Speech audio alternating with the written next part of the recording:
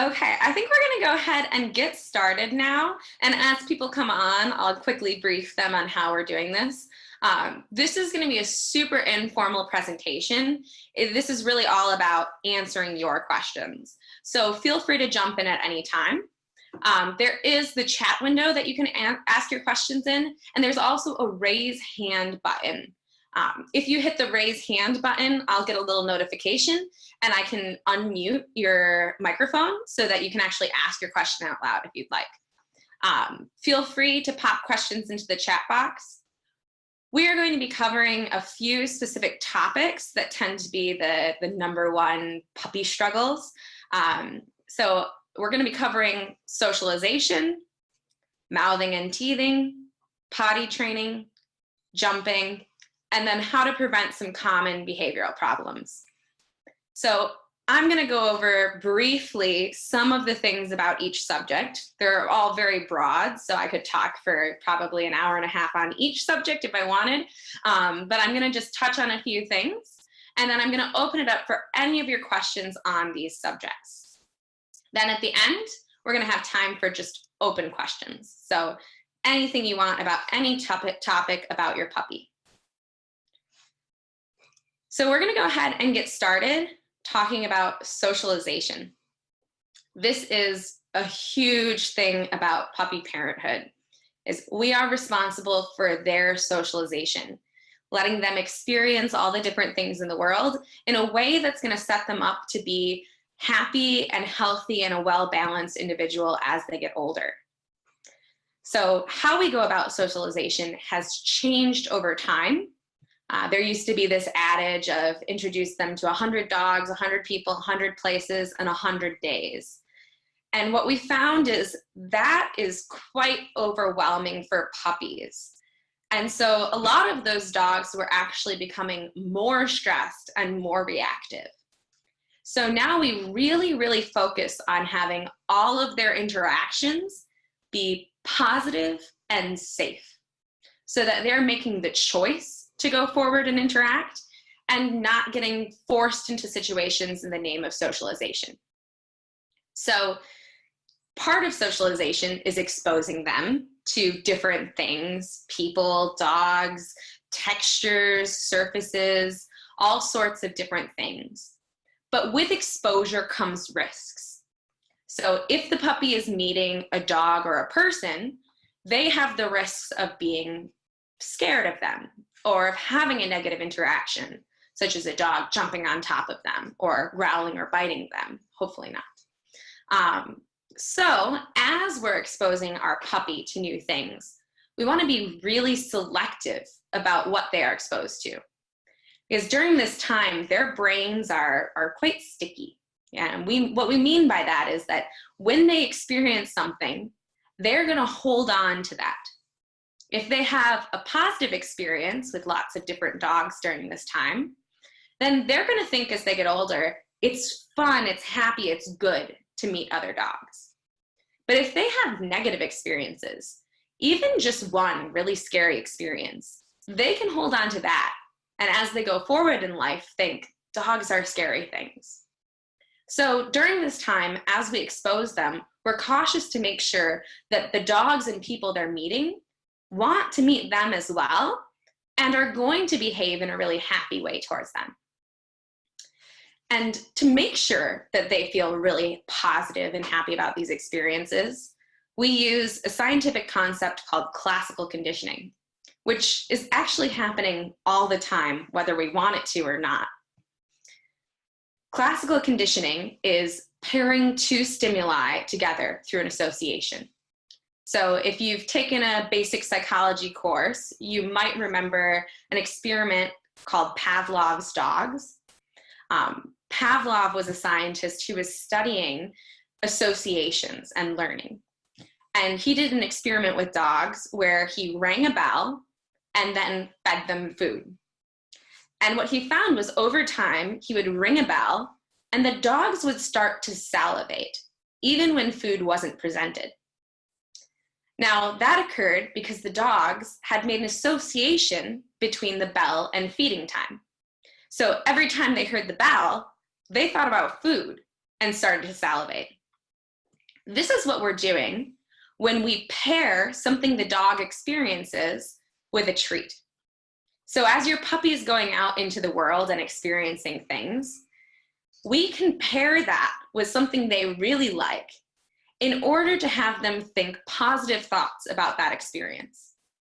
So for example, if your puppy goes out and meets a new person, you can have that person give them a treat, or you can give them a treat yourself in order for them to think really happy thoughts about that experience. So especially if the puppy is showing signs of fear about something, we like to make sure that that thing that they were a little bit frightened of predicts something really good for the puppy, like a fun game of tug or some tasty treats. Now, the most essential time for socialization, the most sticky time, is between about 3 weeks and 16 weeks of age. And these numbers vary a little bit based on what sources you look at, and it's going to vary between individual as well as between breeds. So some breeds are going to have a longer window for socialization, what we call a sensitive period of socialization, and some breeds have a slightly smaller one. For example, your German Shepherd dogs are going to have a slightly smaller window for socialization compared to, for example, a lot of your Golden Retrievers. Because Golden Retrievers were bred to be a little bit more social, whereas German Shepherds are bred to be a little bit more shy. So that window will vary by breed, but also by individual within even their own litter. So if you have a litter of puppies, not all of them are going to be as open as the others to socialization for as long. Now, this window has a genetic basis, and so does how social each individual is. So I like to think of this as your introverted people and your extroverted people. There's a whole spectrum of how social each individual is in the human world, as well as the dog world. Some puppies want to go out and meet everybody. They're really excited to go meet every dog and person and everything, and they're just bouncy and really happy for all of that. That's what we consider more typical behavior for a puppy. Some puppies are going to be a little bit more shy though. They might not be as excited or interested in interacting with everyone around them. That's okay, but it does tell us that we want to do some work to help them feel more comfortable with those things. Our more shy puppies are more likely to show fear as adults and possibly reactivity or aggression. So during this young age, when they're in this sensitive period, we want to make sure that all those dogs or people they meet predict really good things for them so that they record those as happy experiences and want to see more dogs and people. Now, this genetic basis will give us a kind of limit on how social that individual will become, even with socialization. So you might take a young puppy out and have them experience dogs and people and have really positive experiences. And as an adult, they might not want to meet as many dogs and people as they did as a puppy. And that's okay. That has to do with personality. But here, as we're socializing, it's going to be that kind of lifelong process. So your adult dog is still learning, still experiencing these things in the world and making those associations. So even if you get your puppy a little bit older, like a 4-month-old German Shepherd puppy, you are still in a position where you can socialize them. This 16 weeks of the sensitive social period, it's not a hard line. They don't stop learning or stop experiencing at that point. So throughout their life, everything they experience, we can pair it with good things for them to have happy feelings about it.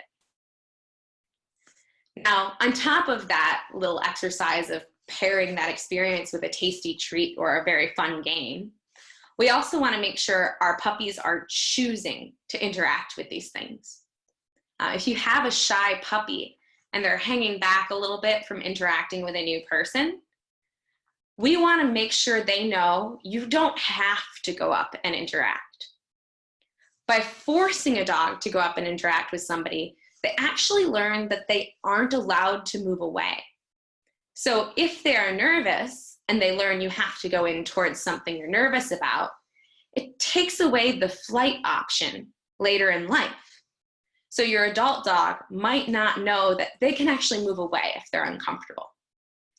So by providing the puppy choice, you can hang back here or you can go forward. We're empowering them to continue making that choice as they get older.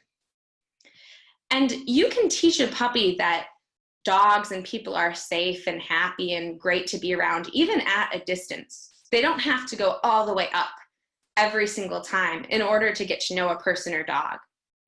And a lot of times in my classes, actually, I'll set up parallel play for dogs where there's a gate between them or an exercise pen between them so that they're not practicing just jumping all over each other. And they actually build up relationships at a slight distance to make sure that everybody's comfortable and nobody's getting jumped on against their will. And finally, as we're socializing, we really want to pay attention to the dog's body language. So canines don't use a lot of verbal language like humans do. They absolutely do vocalize, as all dog people know. They bark, whine, growl, all those different things. But their primary form of communication is going to be through body language. And so as our puppy's interacting with other dogs, people, places, things, we want to make sure that they are feeling comfortable. So to tell that they're feeling comfortable, we want to see things like soft almond-shaped eyes, sort of like a human eye shape, where the pupil is not the whole eye. If their pupil is really dilated and they've got like big round eyes with really big black pupils, it tells me that they might be fearful or really, really, really excited and worked up. And so their impulse control is going to be a little bit lower during those times. And if they're fearful, they're probably going to be recording that as more of a negative experience than a positive one. So if I'm seeing those signs in the puppy, I probably want to take them back a little bit, increase distance a little bit from whatever it is they're interacting with, and help them calm down. Now, I also am going to be looking at the ears, the tail, the muscles, their mouth, to see how they're feeling. With their ears, if their ears are pinned back against their head, that's an indicator that they're nervous. They're nervous about that situation. And I want to help them feel more happy by, again, getting a little bit more distance and giving them some treats. The mouth will also tell me a lot. So if the dog's mouth is relaxed and open, that looks kind of like a smile. If their mouth is open, but the corners of the lips are pulled way back and they're panting, that tells me the dog could be more nervous and fearful because the muscles of the mouth are really tense. When I get anxious, I get really tense muscles right here. So I can almost feel it when I see a puppy that's like that really big wide grin. And other tense muscles in the body, so if their legs are real tight and tense, like my shoulders right there, that can tell me that the dog is not very comfortable. Their sympathetic nervous system is likely activated if all their muscles are tensed up. That's associated with the fight or flight response.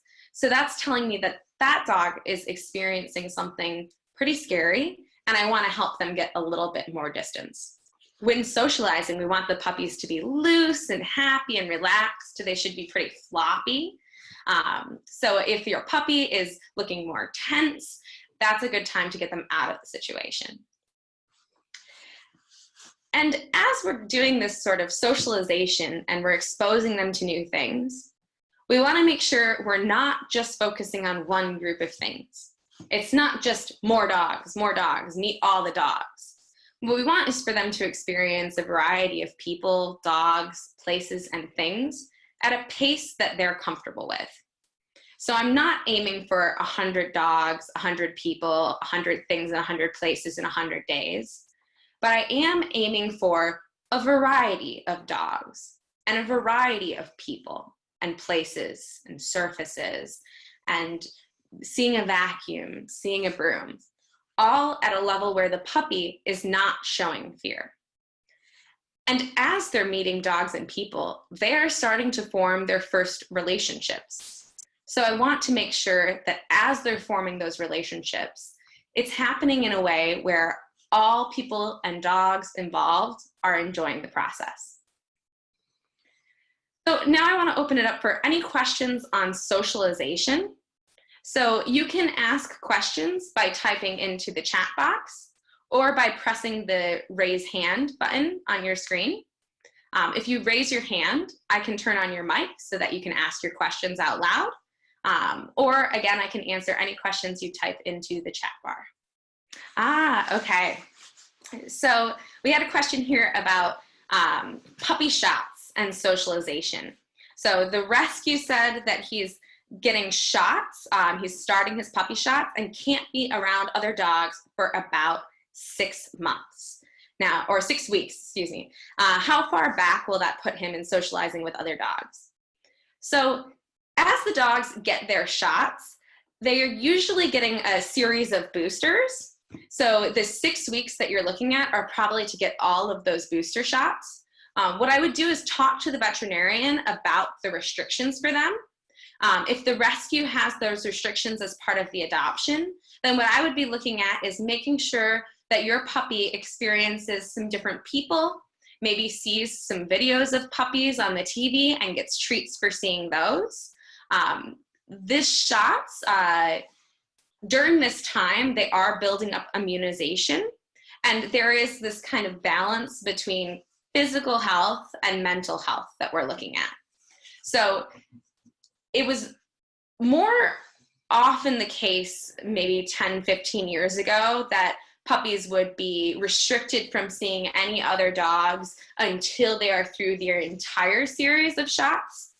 Many vets now will allow the puppies to go out and experience other dogs in places when they have been up to date on their shots.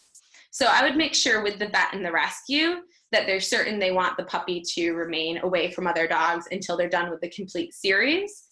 This could be due to the specific vaccinations that your puppy is getting, or it might be that that is the framework that they've been working under.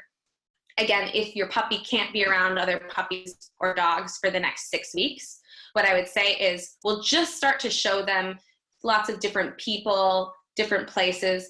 And when they do go out and see puppies or dogs, we can plan on having it start at a distance with lots of tasty treats to make sure those initial experiences aren't very scary, even if they haven't seen puppies during that sensitive period.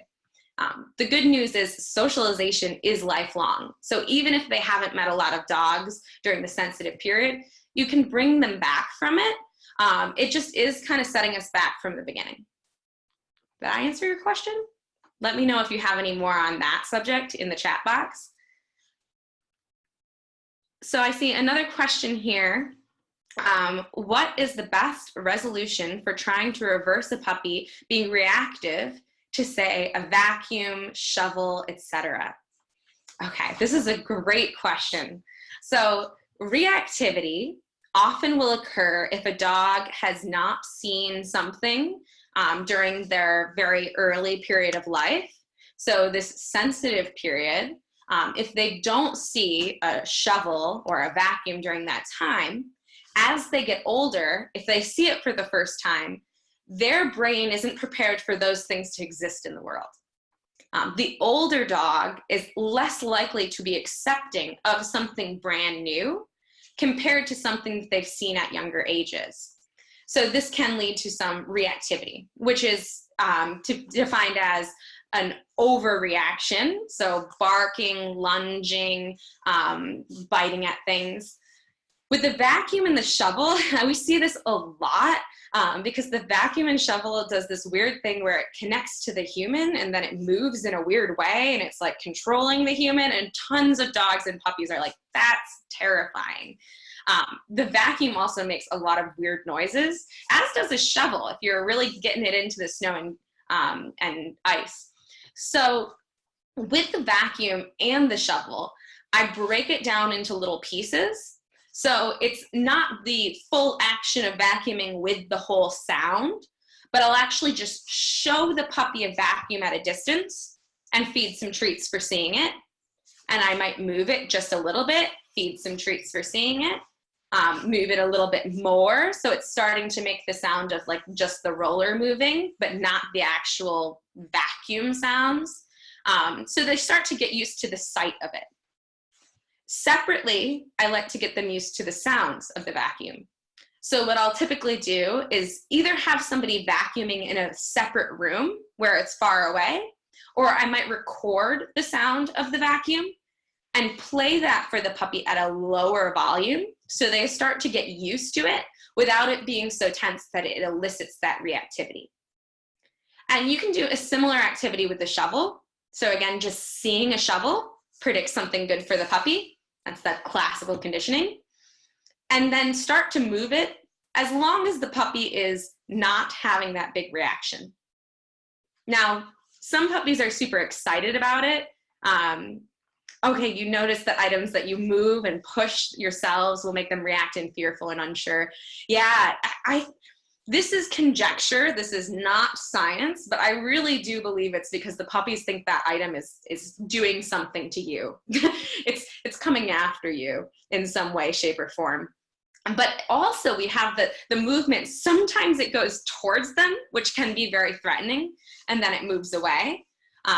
You can kind of tell which dogs are more fearful of it by when it moves towards them, they tend to back away from it. And then when it moves away, that's when we get the like, towards it. You take a little pressure off and the dog tends to go in and be like, okay, get out of here. But then it comes towards them and they're like, whoa, whoa, don't hurt me. So making sure that they're okay with the item when it's stationary first before you move it around helps get them kind of a foundation for it. And that's true for all socialization. We want to be working at a level where the puppy is comfortable to begin with. So for example, with the vacuum, if they're not comfortable just seeing it, they're definitely not going to be comfortable seeing it move. Anything else on that subject? Any other questions on socialization in general? Okay. Feel free to jump in with any other socialization questions as we go as well. If you come up with another one, I'm happy to jump back to this topic as well. Socialization is such an important thing, and I am going to be thinking about all the different facets of socialization as I'm working with the puppy. So it's not just going out and seeing dogs and people, it's also those things around your house, that vacuum, that broom, even you. When you're first getting to know your puppy or first bring home a puppy, the first piece of socialization is learning that you are a safe person. You are fun to be around. So in my first few days with the puppy, I keep things pretty quiet. I'm not going to have a big puppy party in the first week. Instead, it's going to be about building up our relationship. I am a safe person. I predict lots of tasty treats and fun things. So as they're getting used to the culture in your house, they're not also trying to figure out how to interact with 100 dogs and people and places and things. Okay, we're going to move on to our next subject now. We're going to be talking about mouthing and teething, which is one of the big joys of puppyhood. They are very sharp. When they are young, they have those really sharp puppy teeth. This is an evolutionary trait to have those really sharp teeth when they're young. It's going to protect them a little bit. It's going to keep them safe as they're interacting out with the world, that they are sharp. Now, teething is really going to be taking place between 12 weeks and 8 months of age. And teething is really when the puppy's teeth are getting loose, starting to fall out. Oh no, your hands look like tic-tac boards. And then as the puppy's adult teeth grow in, that is still part of the teething process, because the adult teeth growing in causes some discomfort as well.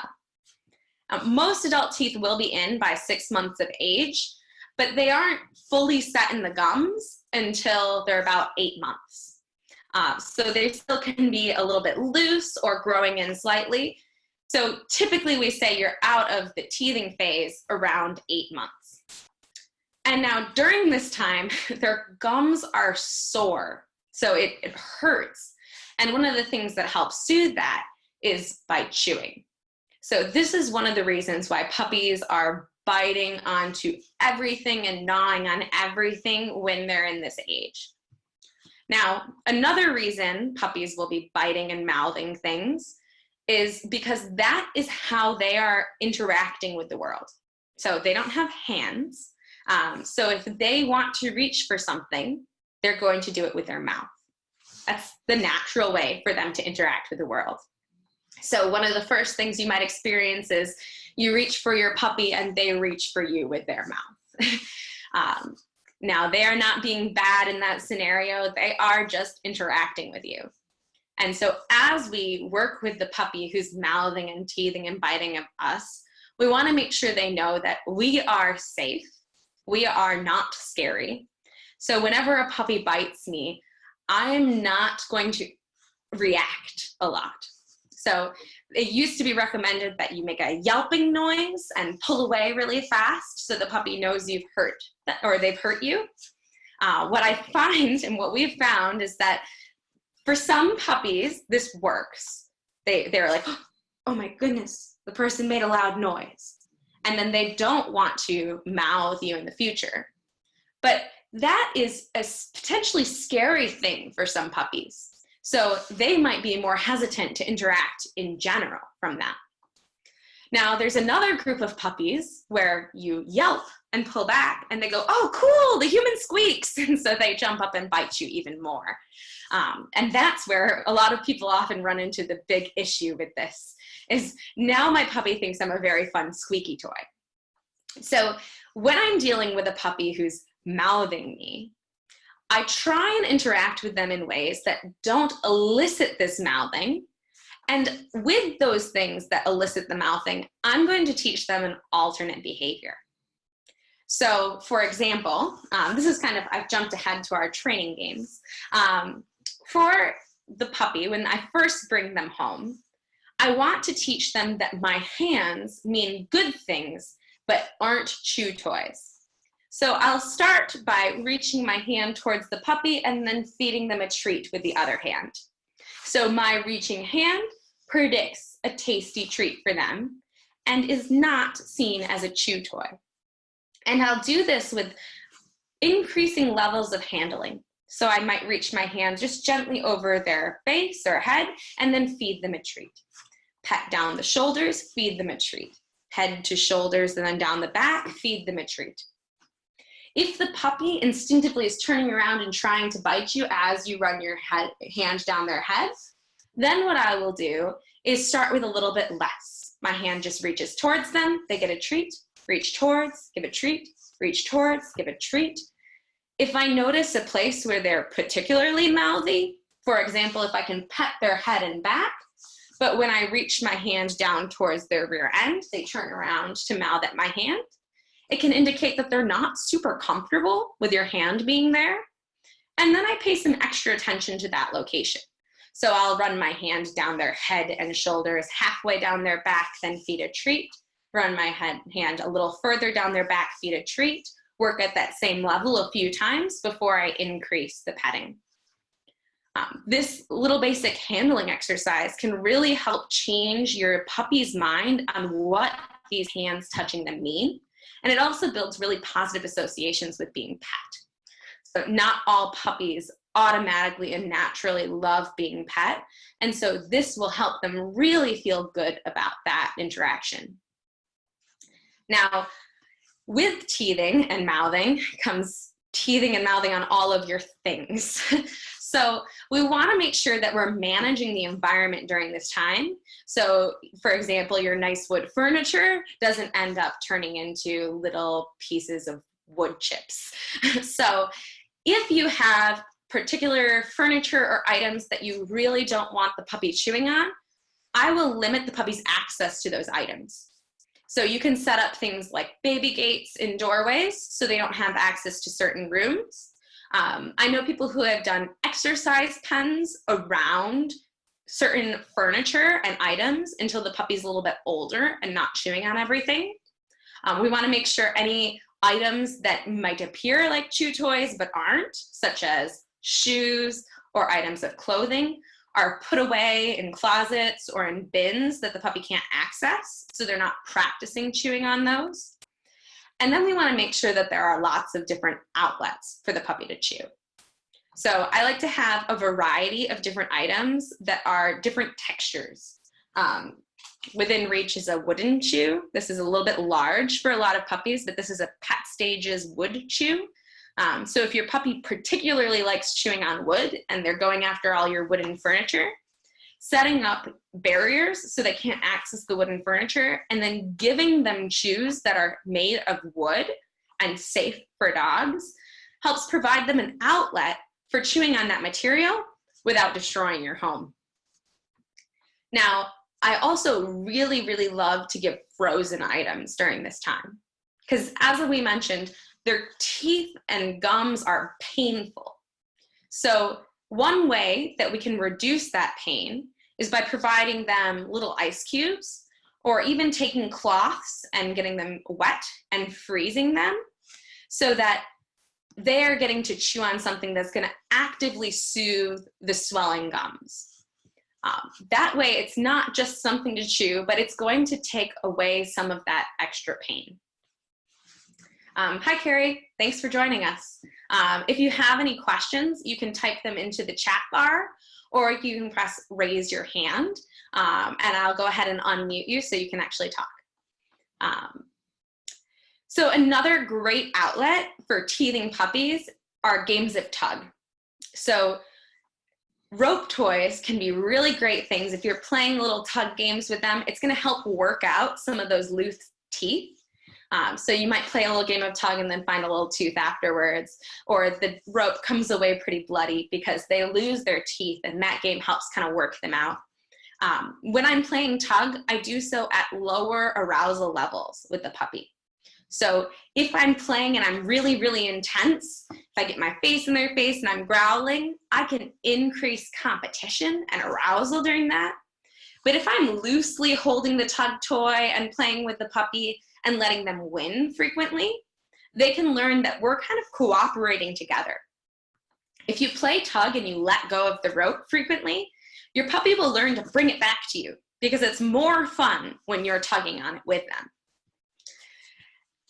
And one more thing about rope toys is, especially for rope toys or other fabric toys, if the puppy tends to chew things up into little pieces and potentially swallow them, I want to make sure those items are only out when I'm actively supervising the puppy.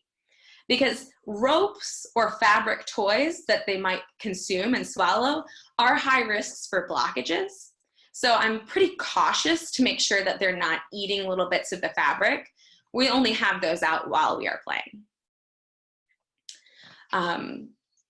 One more training game I'll mention before I open up for all your mouthing and teething questions. A lot of puppies really love to pull on clothing. So chewing on your clothes, pulling on your shirt sleeves, your skirts, all of those things. I have one client who told me that their puppy pulls their skirts down, which is not a fun activity at all for anyone. So another game you can play, aside from that petting and feeding the treat game, is you can actually play with clothes. So having a loose sleeve, my sleeves are not that loose, but having a loose sleeve and showing it to the puppy and then feeding a treat, showing it to the puppy, feeding a treat, moving your loose fabric around just a little bit and feeding them a treat, all at a level where they're not practicing the behavior of biting and tugging on it. If they start to bite and tug on your clothing, what I'll do is I'll encourage the puppy to do something else. So I might ask them for a sit, or I might show them a treat and put that treat a distance away so they have to go sniff it out and find it. And then I will play at a much less exciting level. So I might have my shirt sleeve high up where they're not going to access it, show it to them, feed a treat. Move it around a little bit, feed a treat. On that subject of biting at your clothes, some puppies will bite at you when you move through certain spaces of the house, especially depending on their breed. So if they're a working dog or a herding dog, they're going to have a little bit more of an instinct to come behind you and bite your ankles or run around and pull on your pant legs. If you have a puppy who tends to do those behaviors, I like to set it up so that there is an alternate behavior for them to perform during those times. So one good example is the puppies who like to bite you as you're going up and down the stairs.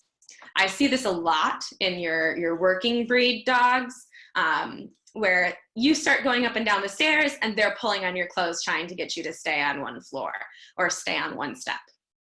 So what I will often do is I will come prepared with a pocket full of dog food and a pocket with dog toys in it.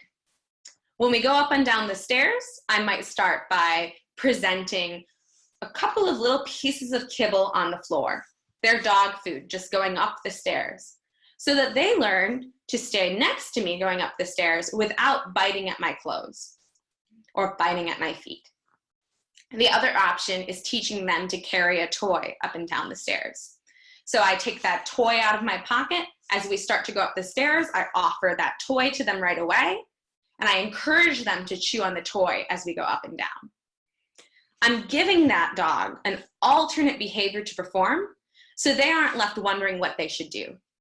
A lot of puppies, their first instinct is to chew on the person, follow the person, grab on their clothes. That's what comes natural to them. So I want to make sure I'm giving them an appropriate behavior to do so that they don't have to guess. All right, so you can go ahead and ask any of your mouthing and teething questions. You can type those into the chat window, or you can raise your hand to ask a question. My adult German Shepherd actually has a mouthing behavior that we've been working on. So she is probably about 8 years old. She's right behind the camera right now. And I got her from the rescue. And when she gets really excited, she jumps up and bites my arm. My theory is she maybe has done some protection work before. So what we are doing is we're practicing getting a little bit exciting. So I'll run around a little bit with her. And then she gets a treat just for not jumping up and biting me. So we're working as an adult on behaviors that I commonly do with puppies. So that's also the good news, is they can learn at an older age, but anything your puppy practices, they're getting better at.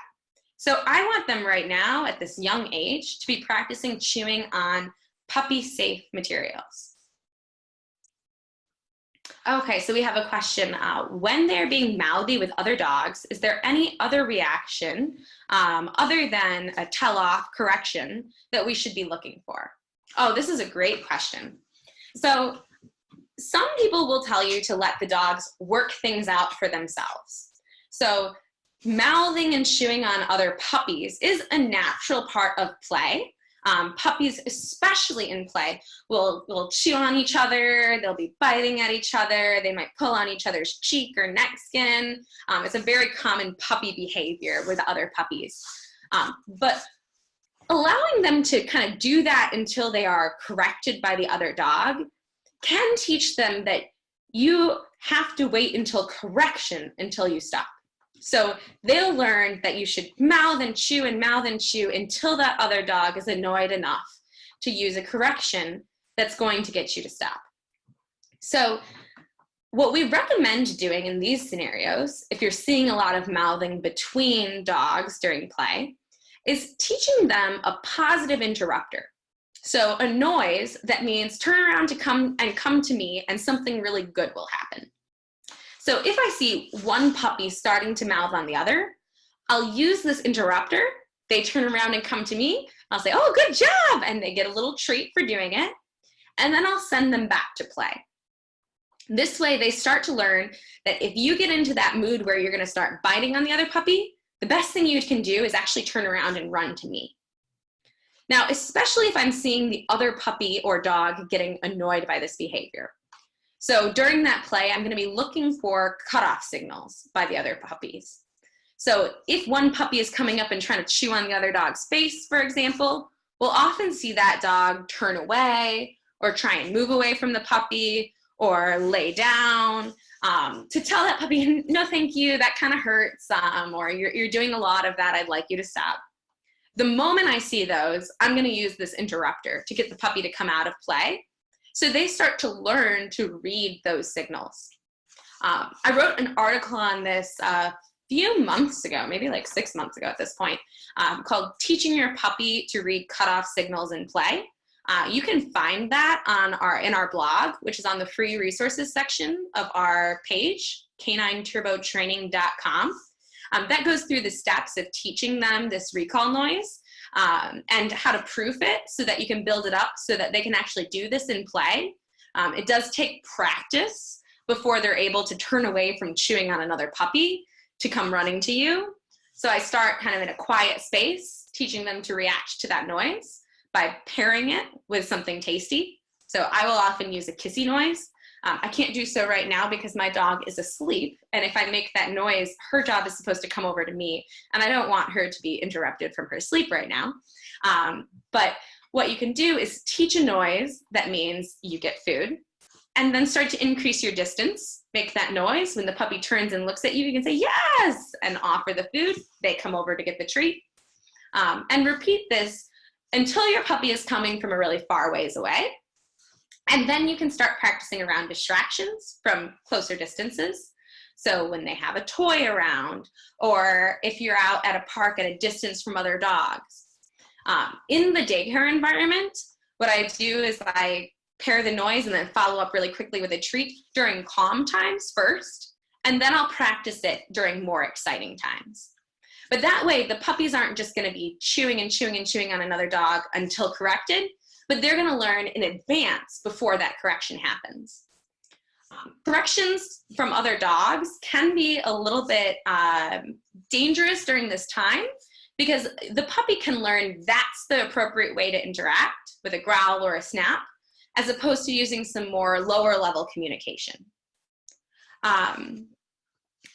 And also, will it make the dog correcting more space sensitive in the future to have irritation with puppy behavior? Yeah, absolutely. That is a really good point.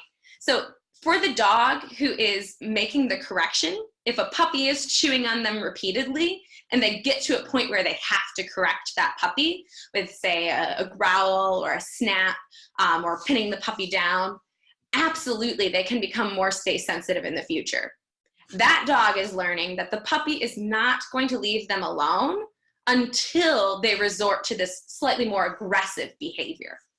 So for them, their aggression is actually going to be reinforced because puppy was chewing on them and gnawing on them and they go, ah, and puppy backs off. They're going to be more likely to use that correction in the future. Whereas if the puppy is chewing on them and you see them kind of turn away or try and move away, and we call the puppy away, the other dog is going to learn that we have their back and that the puppy is going to listen to those lower signals. They aren't going to have to resort to aggression.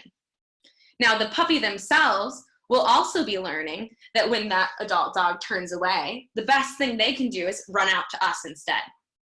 So in that way, we're kind of helping both dogs learn how to communicate with less of those corrections.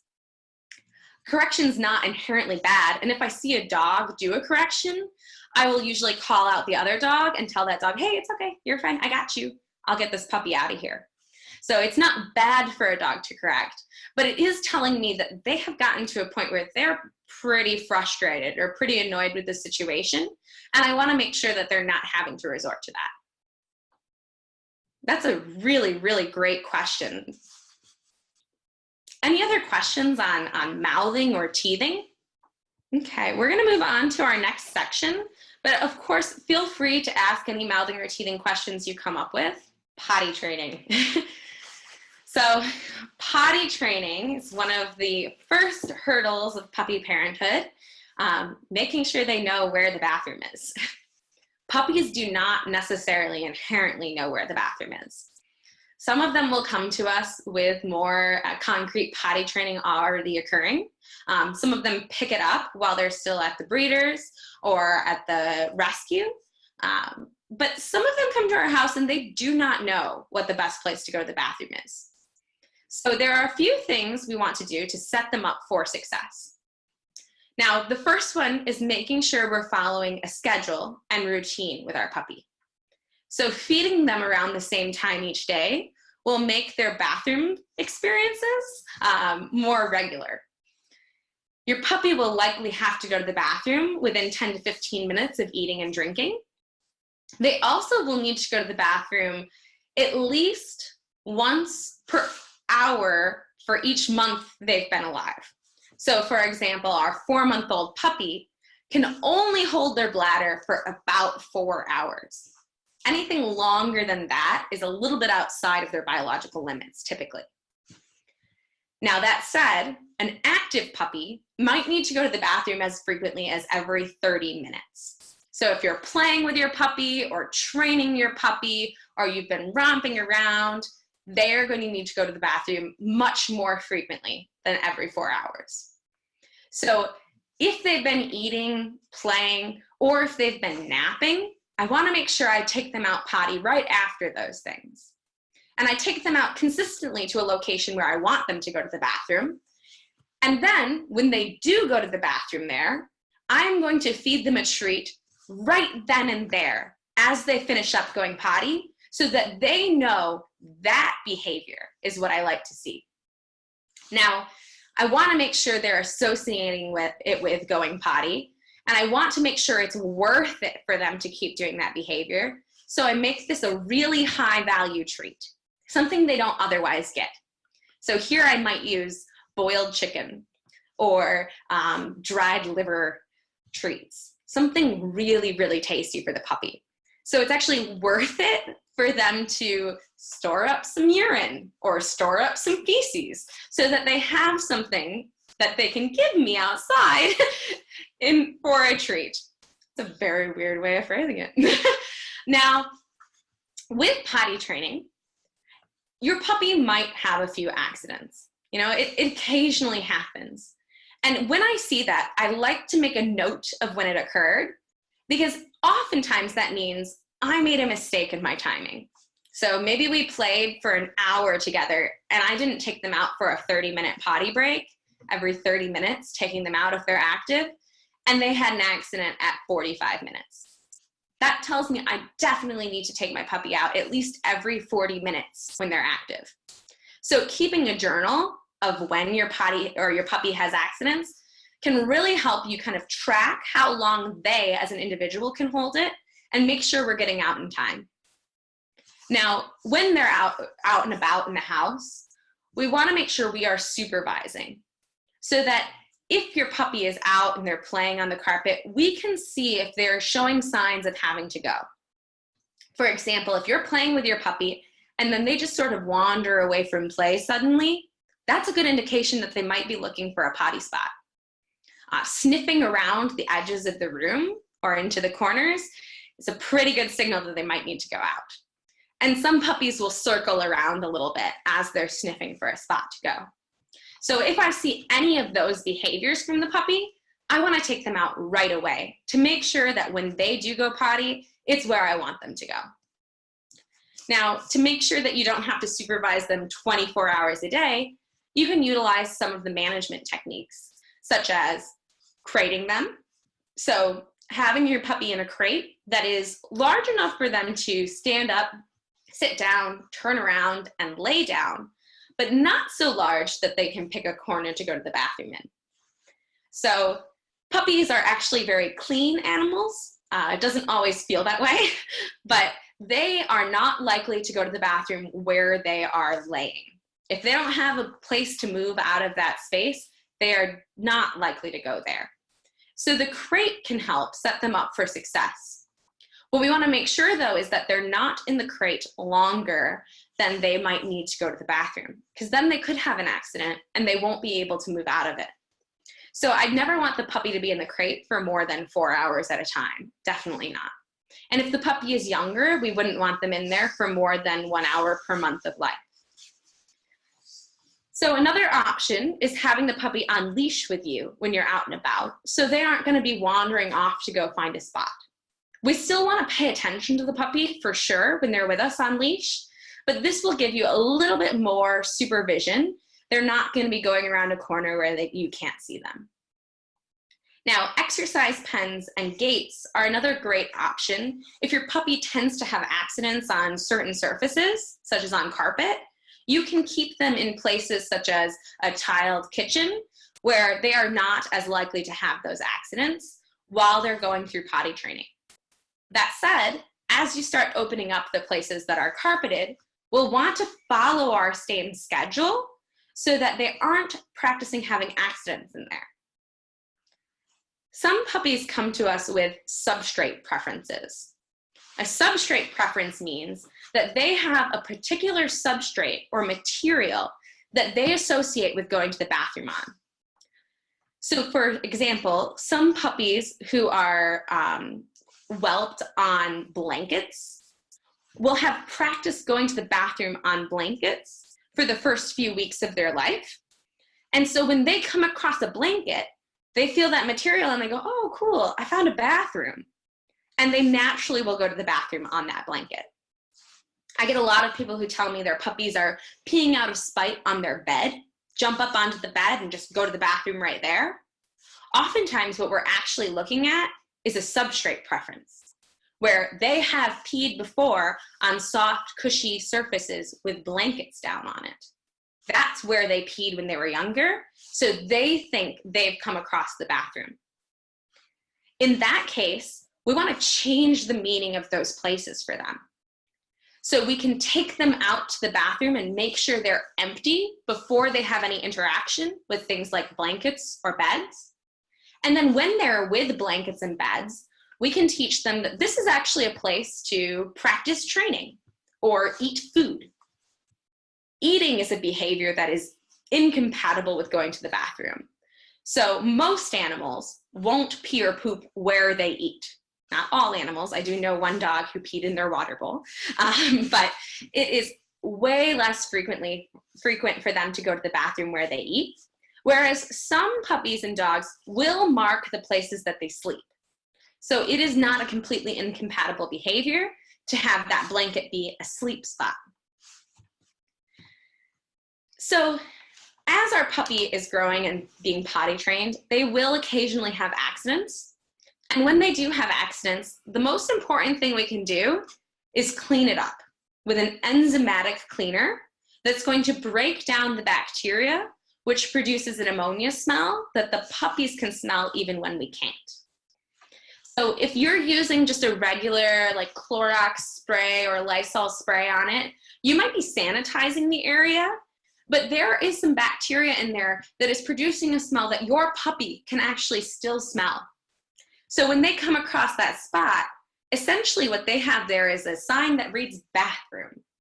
So if you think about in a concert hall or at a stadium or anywhere out in public, when you come across a sign that says restroom, you're like, whew, all right, cool, found the bathroom. That's how they feel when they come across this smell.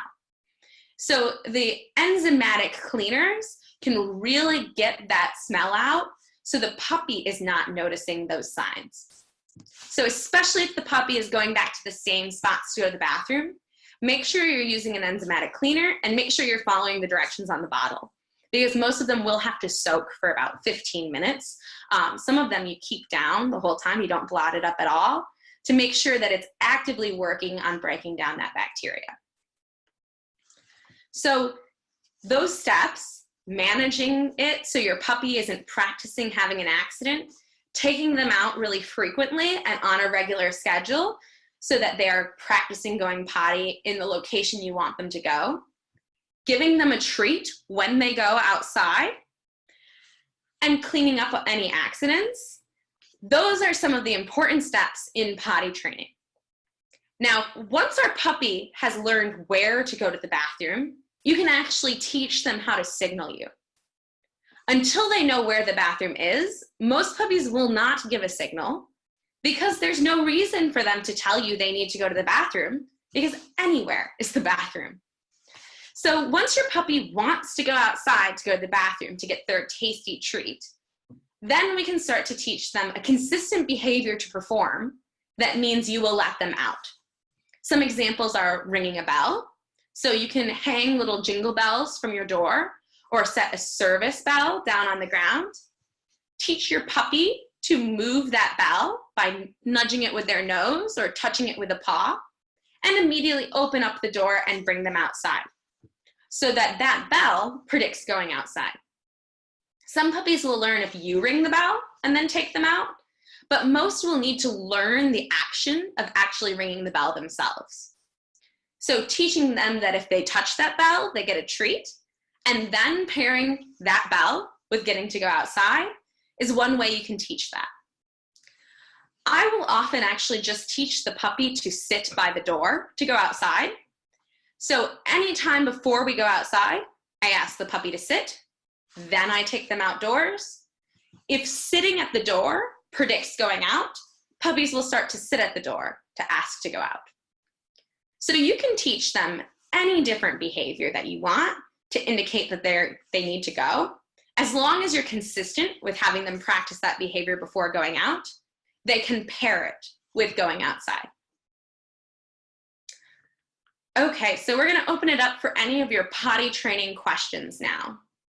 Again, please feel free to raise your hand and then you can talk out loud as well, or you can enter any of your questions into the chat space. And I'll mention potty training in the winter feels a bit like a pain because we do have to go out with our puppies in order to deliver that treat at the right time. If we wait to have our puppy, go out into the backyard, go potty, and then come back in and get a treat, a lot of puppies will associate that treat with coming back in instead of with the act of going to the bathroom. So when the puppy is in potty training mode, I am going out with them. I'm right there with them, and when they do go to the bathroom, I'm gonna say, yes, good job, and feed that treat right away. Does anyone have any potty training questions? We'll go ahead and move on to our next subject. If you come up with potty training questions, please feel free to jump in with them. Again, with potty training, it's really all about scheduling it so that they go out very frequently, rewarding them for doing the behavior, making sure that they're not practicing it in the house by managing the environment and supervising them, and then cleaning up any accidents you might have with an enzymatic cleaner. I will not punish the puppy for any accidents in the house because most dogs will actually associate that with going potty in front of you as opposed to going potty in the environment. So when we take them outside and we're trying to get them to go potty, if we've punished an accident, they might not be willing to go in front of us. So I always want to make sure I'm working with positive reinforcement for going outside. And if they have an accident in the house, I just shrug my shoulders and clean it up and make sure I take them out sooner the next time. So now we're going to talk about jumping, which is another really common puppy behavior. You can see in this photo, I'm actually on a vacation hiking with my sister's puppy. That's my sister's puppy in the photo. I crouched down to be next to her, and that elicited a jumping behavior. So as soon as I crouched down, my sister wanted to take a photo, and she got a photo of her puppy jumping on me.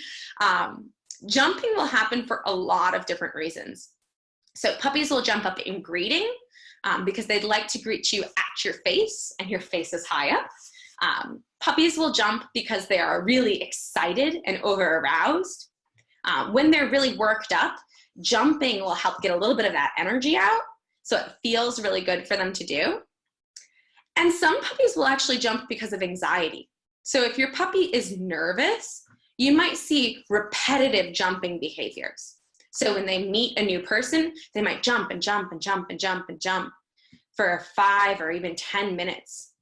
If they're jumping more than a few times, it can be indicative that they are a bit anxious, in which case we want to help them calm down and give them something else to do. So with jumping, there are some games we can play to help our puppies learn that the best thing you can do is keep all 4 feet on the ground. One game that I'll play is called Jazz Up, Jazz Down, where I'm going to practice getting a little bit exciting, and then I'm going to reward the puppy for calm behavior. So you get kind of worked up, and then we get calm, and they get treats. Now, another game I will play is getting really exciting, and then just feeding a treat right away before the puppy even thinks to jump. So you are excited, and you get food. So what this often looks like is I'll back away from the puppy so that they come towards me. As they come towards me, I say, yes, good puppy, and I feed them a treat on the ground. Now, having that food on the ground sets them up to be looking down, always thinking down, instead of jumping up on me. If during this game they do jump up, I am going to ignore the behavior entirely. So one of the tricks about jumping is it is often reinforced by attention. So if we look at the puppy, if we go to push the puppy down, if we say no to the puppy, all of that is attention and can actually reinforce the behavior. So if puppy jumps up, I might take a step back to get their feet to fall on the ground instead of on me, but I will not pay them any attention at all while their feet are up on my body.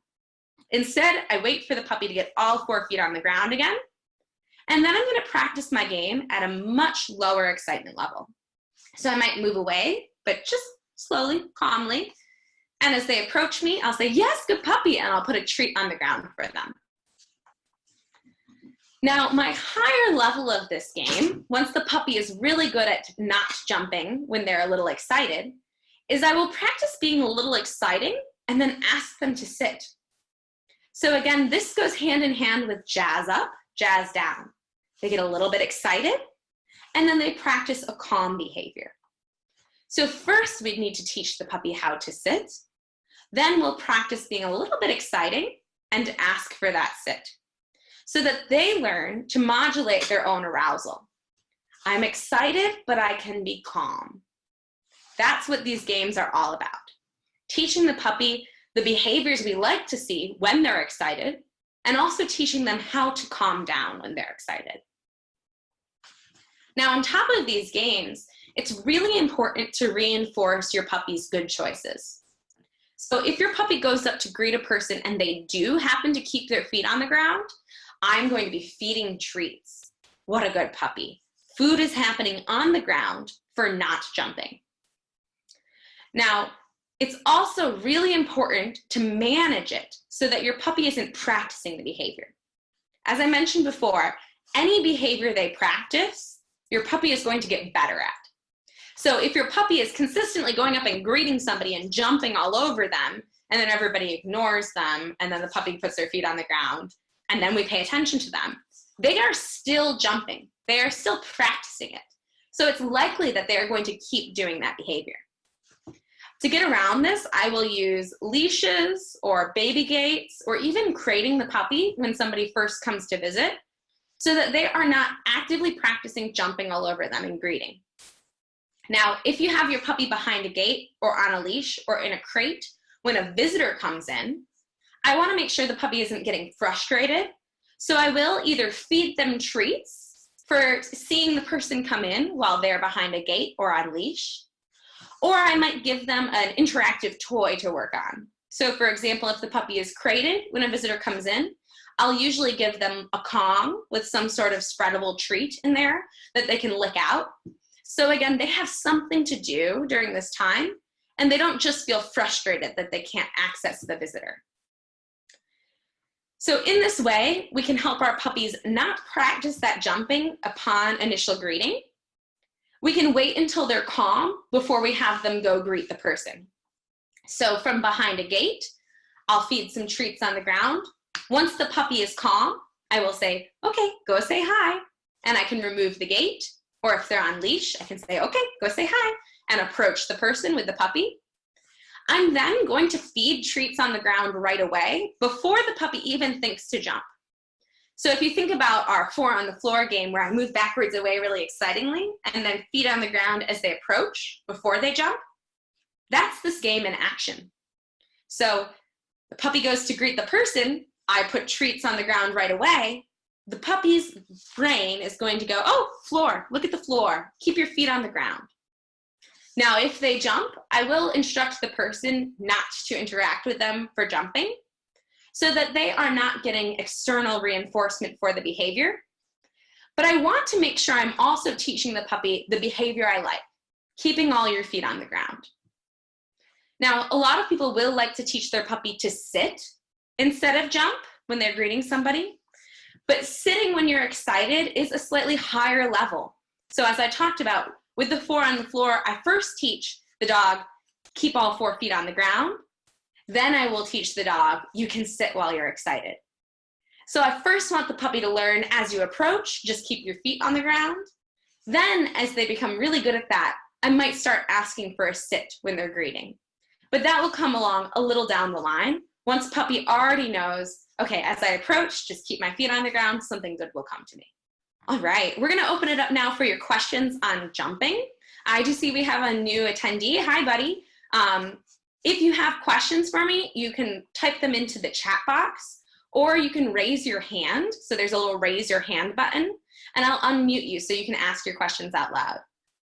We are going questions by topic, and then at the end, we're gonna have open questions for anything you're wondering about your puppies. So any questions on teaching puppies not to jump or handling situations where your puppy tends to jump? Puppy nips at your toddler and they're both really feisty.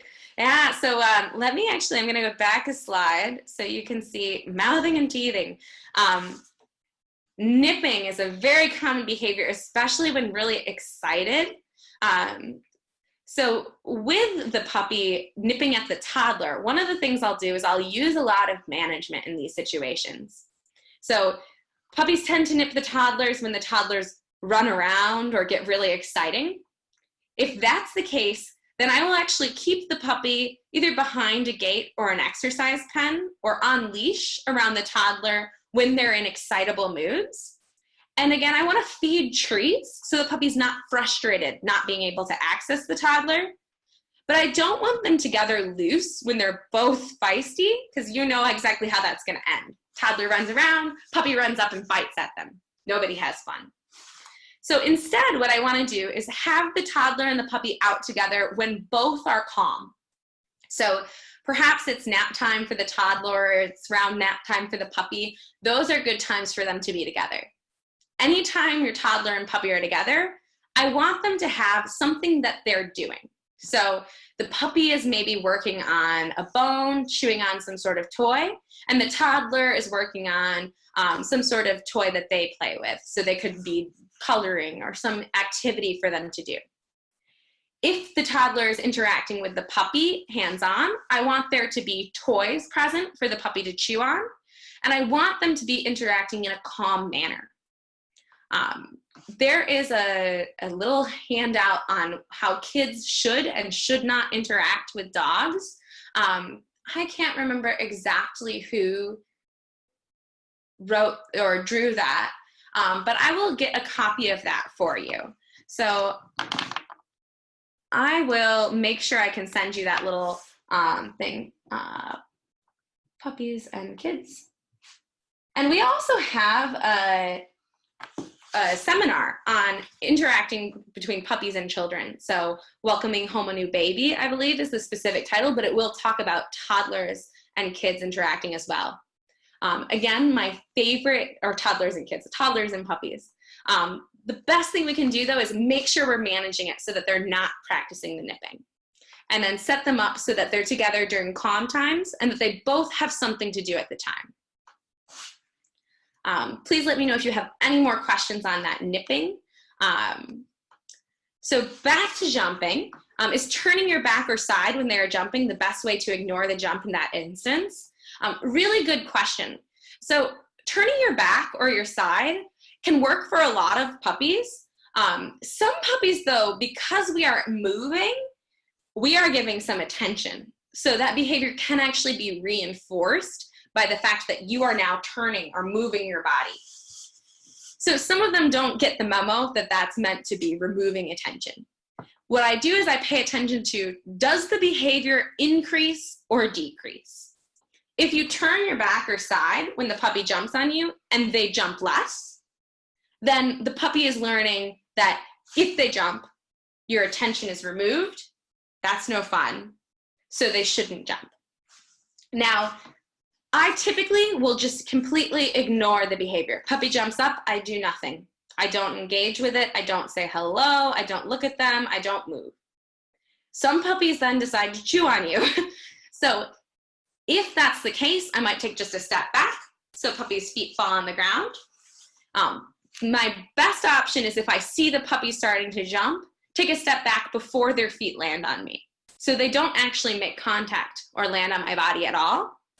And then make sure that I'm showing the puppy what I want them to do. Treats for having 4 feet on the ground, or asking for a calm behavior instead. If the puppy is repeatedly jumping up and then getting off, I don't want to actually feed treats for getting off, because we can build up a behavior chain. Jump up so that you can get off so you can get your treat. Instead, I want to separate in time the jump from any reinforcement. So you jump up, nothing. You get off. Oh, hi, puppy. You're very good. Can you sit? Puppy does the behavior. Now they get a treat. Separating in time that jump and the reinforcement they get. Now, if they approach me again and they don't jump at all, I'm going to give treats right away. So it's easiest to get food if you don't jump up at all. If you jump up, you're going to have to work a little bit harder to get that food. Any other questions on jumping up and teaching the puppy that jumping isn't really that acceptable in our culture?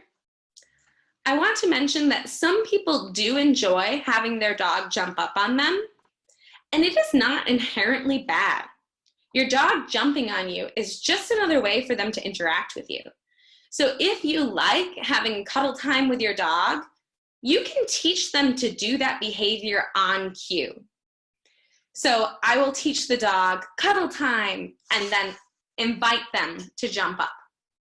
Now, I want to make sure that they're only getting the reinforcement for this behavior when I have cued it, so that your dog doesn't decide to jump on everyone. With puppies, I will usually teach them that we just don't jump when we greet to begin with. And then later on, I'll teach them how to jump up on me for cuddle time, so that they do not think the first behavior, their default behavior, should be jumping up. Instead, we teach them the default behavior when you greet is keep all your feet on the ground. But there's this fun game we can play where I encourage you to jump up. So if you have a dog that you love to have jump up and you give them petting and attention for that, there is nothing wrong with that. We just want to be able to teach them that when you greet a new person, the best thing you can do is keep your feet on the ground. So if jumping is allowed, they are going to be a little more likely to jump on other people. But if you teach them that the petting, the attention only happens if you have been invited, you can teach them a cue for jumping up, separate of a natural greeting behavior. Okay, any tips for puppies that will not jump on you because they know not to, but they do still jump on strangers? This is a great question. So puppies are very good at discriminating between people. So they know the difference between you and your neighbor. They know the difference between each of your friends that they've visited with. And for them, they might learn not to jump on you, but meeting a stranger is the prime time for jumping. They want to greet that person at their face, or they're really excited and so they can't keep their feet on the ground. This is very common. So absolutely, when you are working to teach your puppy that it doesn't just apply to you, you don't want them to jump on anyone, I will use my management, keeping them behind a gate or on leash when they're first greeting. And then what I like to do is play that floor on the floor game with friends. So enlisting a friend to come over and help you with your puppy's training, have them practice being a little exciting, and then getting treats on the floor. And you can be the one to feed the treats as well. So your puppy goes up and greets a new person, you feed treats on the ground right away so they don't practice jumping. You can then say, hey, can you help me with this little training exercise? Can you just back up a little bit and wiggle your shoulders a little bit? So the person backs up a little bit, all wiggly. As your puppy approaches, you can say, yes, good, and feed treats on the ground right away before they think to jump.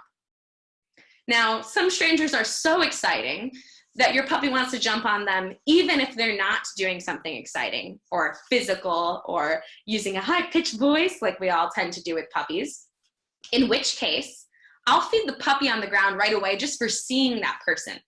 If they get excited the moment they see them, I start the game the moment they see them. You see the person, treats are on the floor. We approach calmly and treats are on the ground. You get to go up, go say hi. They approach, they sniff, I feed treats on the ground. Each time they look up at the person, treat on the ground. so that they're getting heavily reinforced for keeping all 4 feet on the ground, and they're not practicing that jumping behavior.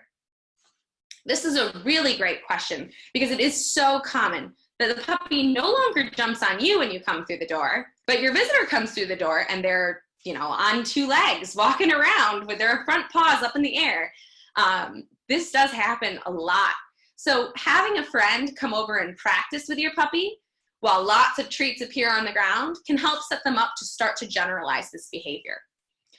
It can take a lot of different people before the puppy knows this is everybody, anybody you meet. The best thing you can do is keep your feet on the ground. But in the meantime, I'll use my management strategies behind a gate or on leash or in the crate when somebody first comes in, and then have the puppy greet when everything is a little bit calmer. Any other questions on jumping? So one last thing I'll mention about jumping, as an example in this photo of my sister's puppy jumping up on me when I crouch down, sometimes there are certain behaviors we do that elicit the jumping from the puppy. For example, you might have a puppy who doesn't jump on you when you greet because you've taught them when they're excited not to jump up and to just keep all 4 feet on the ground. But when you go to sit down on the couch, they jump all over you. So in this scenario, I will practice the behavior that I do that elicits the puppy's jumping at a level where they are not practicing the jumping and reinforced with treats on the ground. So in this picture, I crouched down and Tina jumped up on me. What I would then do if I want to teach her not to jump when I crouch down is stand back up and practice starting to lower my body down into a crouch. Say, yes, good girl, and feed a treat on the ground before she jumps up. And then practice with repetition, starting to crouch down. Yes, good girl, feed a treat and stand up. Start to crouch down. Yes, good girl, feed a treat and stand up. So she gets repetitions of me doing the behavior, and it does not elicit the jump. This is actually, I like to joke, this is how I get my squats in. I go and I half sit and I feed a treat and I stand up. I half sit and I feed a treat and I stand up. The only time I ever do squats. All right, so we're gonna move on to our final topic for the presentation today. And then we will open it up to all your different puppy questions. So we're gonna talk about preventing common behavior problems. So this quote, an ounce of prevention is worth a pound of cure. I don't think this is ever more true than when we're looking at dog and animal behavior. If we can prevent a behavior problem from occurring, it is much easier than if we are trying to solve a behavior problem that's already established. Apologies for any knocking noises. My dog is awake. Oh, good girl. That's a very good girl. So, management. Management is the name of the game with prevention. If we can manage the environment so our dog is not practicing unwanted behaviors, they are not going to build the brain pathways for those behaviors. Instead, they will build brain pathways for the behaviors we want them to do. For example, with jumping, if they don't practice jumping, but they practice keeping all 4 feet on the ground, they are going to go forward keeping all 4 feet on the ground. That behavior will become more established, it will be reinforced, and so it will occur more frequently, and the behavior of jumping does not have the opportunity to grow into an established behavior. Management is my #1 tip with puppies, aside from socialization, which is very important. Management is true for all different behaviors. I especially like to think of it when it comes to counter surfing, so stealing things off your counters, dumpster diving, taking things out of your trash cans. If we manage the environment so they don't practice those behaviors, your puppy will be less likely to do them as an adult. So for example, for puppies who are tall enough to reach the top of your counters, I will keep the counters clear as much as I can. And if I can't keep the counters clear, because let's be honest, sometimes I'm a little bit lazy in my home life. Maybe I set a dish on there or there's an apple sitting on there. If that's the case, I want to prevent the puppy from accessing that space when I am not there to interrupt any behavior I see. So for counter surfing, my rescue dog, not a puppy, an adult dog, she would take anything off the counters and she would go into the trash. Those were all very established behaviors for her. So when she joined my household, I set up a gate in the kitchen doorway. So she couldn't access the kitchen unless I was there. And then when I was there, I reinforced all the other behaviors she did in the room. So laying down on her dog bed, she'd get treats for. Looking at the counter but not jumping up there, she'd get treats for. So all of these behaviors that weren't getting on the counter or knocking over the trash became heavily reinforced. And the behaviors of jumping on the counter, there was never anything up there when she was in the room. And if there was, if I saw her eyeing it and she started to raise her paws off the ground, I'd say, "Oh, honey, what's over here?" And I'd encourage her to go over to her bed. When she went over to her bed, I'd give her a treat there. That behavior paid off. Jumping on the counters, there was nothing there for her. Now, there's a few different, very common behavioral problems that we like to start prevention with very young. The first one is resource guarding. So resource guarding is the natural behavior of protecting your resources from another individual so they don't get taken from you. So humans resource guard. That's why we have locks on our doors. We don't want other humans to come in and take our things. My favorite example is if I'm on a bus, per se, and I have a purse over my shoulder. Let's say somebody goes to reach for my purse. Now, at the very least, I'm going to move my purse away from them. At the most, I might actually smack them off and say, "No, this is mine." Now, if my mother was on the bus with me and she went to reach into my purse, it's very likely I'd actually say, "Oh, what do you need?" And I'd open up my purse and I'd offer her things. Because my relationship with my mother is such that if she needs something out of my bag, I would like to give it to her. I have been reinforced for sharing with her in the past. So with our puppies, it's really good to teach them right from the beginning that if we approach them when they have a resource, that predicts something good for them. If we reach towards their resource, that is a good thing for them. Now, in the past, 10, 15, 20 years ago, this was taught by sticking our hand in the dog's food bowl, picking up the food bowl and putting it back down repeatedly, so the dog got used to us just interacting with their food bowl. But what was found is that some dogs will actually become more uncomfortable when we do those exercises. Because for them, what they're paying attention to is the fact that our approach predicts us taking their food bowl. And although we give it back, they're thinking about the part where it left. We came up and their bowl went away. So now the way we teach this is when the dog has a resource, such as their bowl of food or a toy, and they are pretty comfortable still. Young puppies will typically be more open to our approach when they have something. We will walk towards them, drop a treat into their food bowl or onto their toy, and walk away. So our approach predicts something good for them. Now, I will repeatedly do this until the puppy is looking really happy when I approach. At the same time, I want to be watching for signs of stress. So if the puppy tenses up when I approach, or covers up the resource, or stares at me, those are all signs that the puppy is not very comfortable at that moment. So what I will do is I will stop a little further away. I'll walk maybe within 3 feet, toss a treat, and then walk away.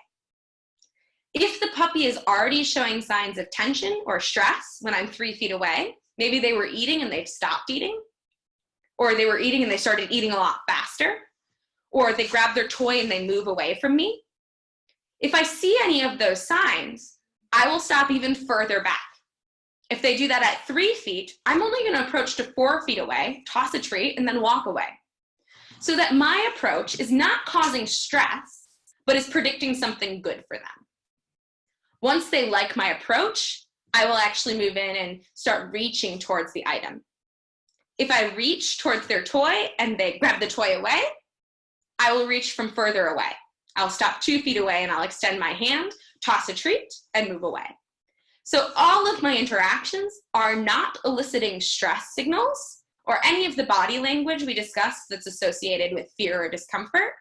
And it is predicting something very good for the puppy, like a really tasty treat.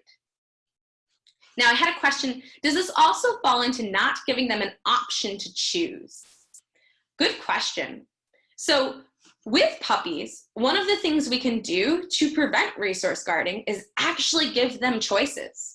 So you have options. There's multiple toys here. You can choose between these items. The more choice they have, the more in control of their life they feel, the less likely they are to be frustrated with us. So for example, if they have an item and I say, oh, hi, you have that toy. Cool, here's a treat. And then I go get another toy and I play with that toy for a little while and they say, ooh, I want that toy. I can say, great, here's this toy. Now I'm gonna have them have both. I don't actually take away the other item because I want the puppy to know just because you get something doesn't mean I'm gonna take away your item.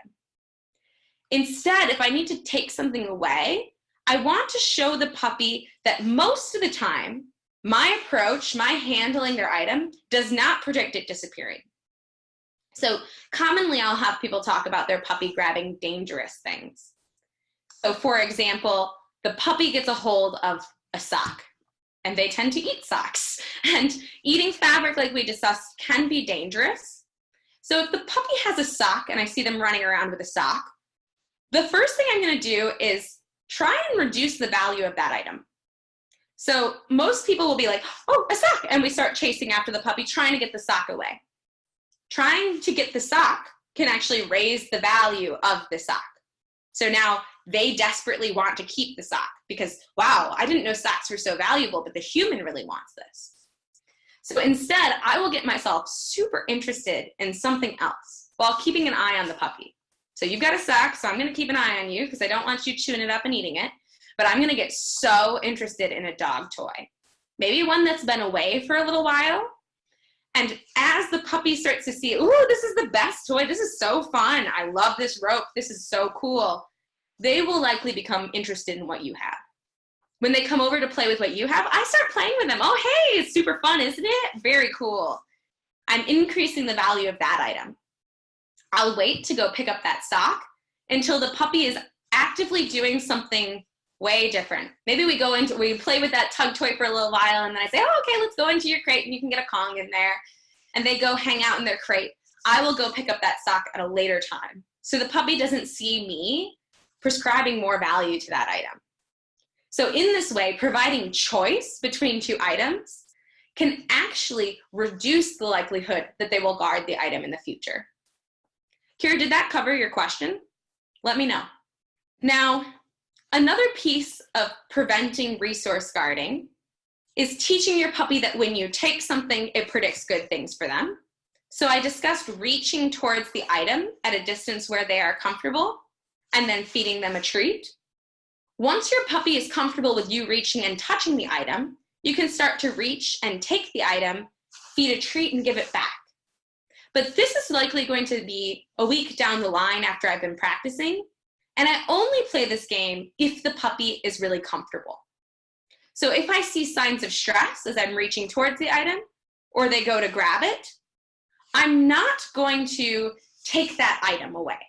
I want to make sure they don't feel like I am threatening taking their item at any point.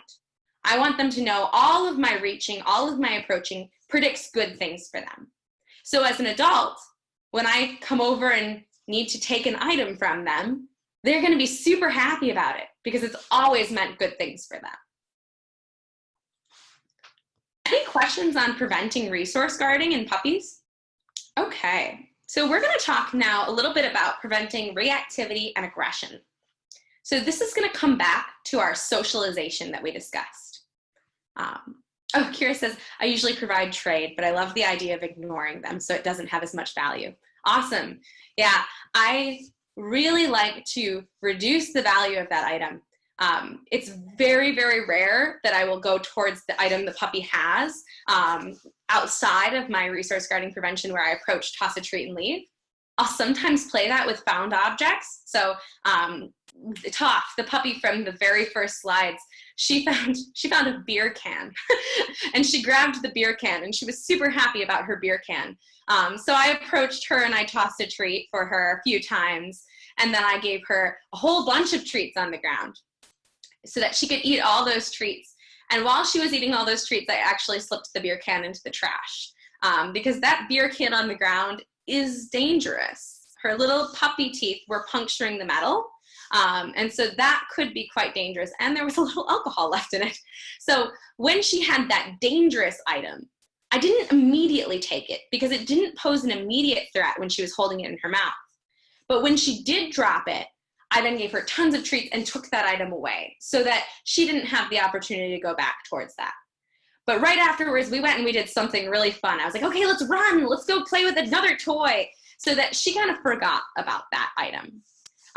As much as I can, I try and reduce the value of those found items because trash can become really valuable really fast if every time you pick it up, the humans are like, oh, I need that. Okay, so preventing reactivity and aggression. Here, we're going back to our socialization, and we're thinking about anything our puppy shows signs of fear towards. So we're looking at that body language. Are they cowering a little bit, lowering their body? Are they trying to move away from the person, thing, dog? Are they showing their teeth? Or are their eyes big and wide? Have their ears pinned back against their head, or are they pricked really far forward? What is their tail doing? So with the tail, we want to see a loose, relaxed wag at a neutral position. If the tail is tucked under or wagging just the tip, the puppy is nervous, they're a little fearful, and they're showing appeasement. Or if the tail is really high up and moving really fast, this is actually called flagging. And it's an indication that the puppy would like more space. It's a distance increasing signal associated with a lot of arousal, and it is not a sign of happiness. So the tail wag will measure arousal and excitement, not happiness per se. Happy puppies will often wag their tails when they're excited, but if that tail is really high up and wagging, or if that tail is low and tucked, then that's an indication to me that the puppy is actually nervous. So if your puppy's nervous about something, we want to increase our distance from it and pair that with something really good for the dog. Now, I did just notice the time. We are over by a few minutes. So I'm going to move a little faster through these items to make sure I can address all your questions. With preventing reactivity and aggression, our primary goal is to make sure that our puppies know that those things they are afraid of actually predict something good for them. So you see something scary, we are not going to force you into the situation.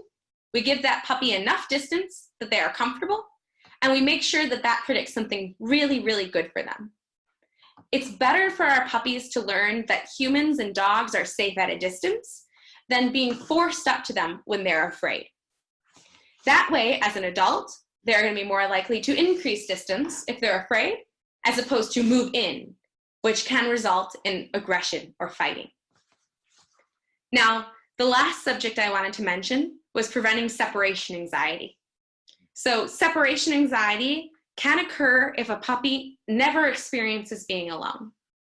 So allowing your puppy to experience being alone for short periods of time while experiencing good things, for example, being in the crate for 10 minutes with a Kong, or being in a dog-proofed room while you're gone to the grocery store for 30 minutes, helps them learn that you will come back. You being gone predicts good things for them, and then you return. If your puppy shows signs of anxiety in the crate or when alone, the best thing we can do is expose them for just short periods of time that don't elicit that anxiety and have it predict really tasty or fun things for them. So I'm going to open it up now to any questions you have about your puppies, and we're going to give this just 5 to 10 minutes, and then I'll leave this open so you can put any of your questions in the chat, and I will respond in email. So I want to make sure we cover all your questions, even though we've run over a little bit here. So you can also ask questions by raising your hand, And then you can speak out loud to the group, or you can enter these into the chat. While you're thinking of your questions, I want to address one that was asked earlier about introducing your puppy to older cats. So puppies can see cats as social partners, or they might see yes, that is Eula, or they might see your cats as possible fun things to chase. So when I'm first introducing a puppy to cats, I will make sure that the puppy is seeing the cats as social partners and not practicing chasing. Typically, this means I'll introduce them first behind a gate or on leash, and I want to make sure the puppy is getting rewarded for any calm behaviors. So if the puppy sits or lay down, they're getting treats. The cats can also get treats for seeing the puppies, but again, I want to make sure that there is some management in place so that they are not practicing any sort of chasing or any sort of aggression behaviors between them. Now, having the puppy on leash makes sure that they aren't going to chase after them because they can't go very far. But to make sure they aren't frustrated, I want to keep food flowing pretty frequently. If the puppy shows signs of fear or discomfort, or the cats show signs of fear or discomfort, I want to increase distance and allow for a slow introduction. For the first few days or weeks while your puppy is adjusting to the household, it can help to keep them completely separated. And instead of introducing them face-to-face, give towels or blankets to each. So let the puppy sleep on a blanket, let the cat sleep on blankets, and then swap. So they're getting each other's scent. And then introduce them once the puppy has gotten a little bit more comfortable in the home, so that they're kind of their best self instead of dealing with all the stress of moving into a new home. Now, again, we want to make sure the cats are really comfortable too. So if your cats are skittish or nervous around the puppy, giving them things like cat trees or shelves that they can climb up onto to get higher away from the puppy can help for them to feel really safe as well. Oh, hey, yes, I can absolutely email you the toddler and puppy handout. Does anyone have any other questions? All right, everyone, thank you so much for joining our Ask the Trainer Puppy webinar. It was great having each of you. If you have any questions for me, I am Laura. You can reach out to Canine Turbo Training. We do offer puppy classes. So as you're looking for safe places to socialize your puppy, check out our website for a puppy class near you. Those are offered in Ferndale, Detroit, Ann Arbor, and I believe we're starting to offer them in Plymouth as well now. So we are here to help in any way that we can. And always feel free to reach out. Good luck with your puppies and congratulations on having your new little one. It's such a rewarding experience to raise those puppies up. And we're here for every step of their life. So thank you all for joining us and have a great night.